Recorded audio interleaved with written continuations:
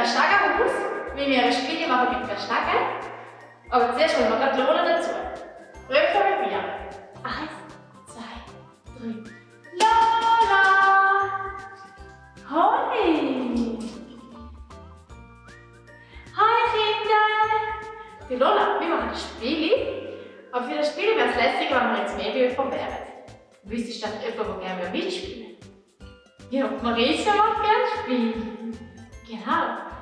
Komm ja, Marisa, gerade rein. Marisa!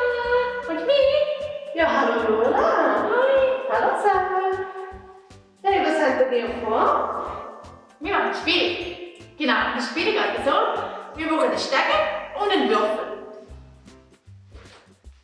Für die Kinder, die vielleicht die Würfel noch nicht so gut kennen, haben wir jetzt einen, der einfach 2 Farben drauf hat. Rot heisst, man muss einen Schritt runter und gelb heisst, man darf einen hochhüpfen. Das Spiel geht so, dass man unten an der Stege anfängt, dann hüpft man hoch und runter, bis irgendjemand zu oben ankommt und der hat dann eigentlich gewonnen oder dann ist einfach das Spiel fertig. Also man würfelt und wenn gelb kommt, darf man einen Schritt hoch und wenn rot kommt, darf man einen Schritt runter. Jeder würfelt für sich selber. Das heisst, ich und Lola fangen nochmal an. Genau, das heisst, wir dürfen den Schritt unten. Jetzt darf der zweite Mitspieler anfangen. Sie dürfen auch einen Schritt unten. Wir dürfen auch einen Schritt unten. Machen Sie dann auch einen Schritt unten. Genau. Und das Spiel wird man jetzt hin und her spielen.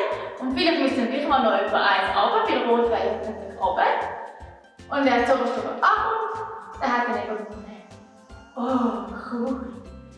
Genau, und das Spiel kannst du auch miteinander spielen oder das Spiel kann man auch mit mehreren spielen, mit der ganzen Familie oder mit dem Grossi oder wer auch immer bewegt. Und das Lässige an dem Spiel ist, dass man es mit einer Stege spielen kann, egal wo die Stege steht. Die kann auch die Heide sein, die kann auch draußen sein, die kann dort sein, wo man sie gerade findet.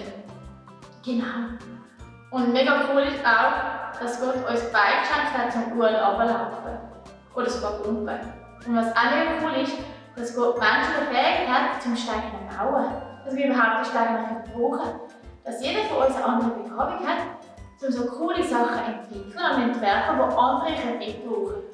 Das ist mega, mega lässig. Und jetzt sagen wir den Kindern Ciao, schenken dir den Würfel, Lola, und dann darfst du den mit ins Körbchen nehmen und miteinander Steine suchen.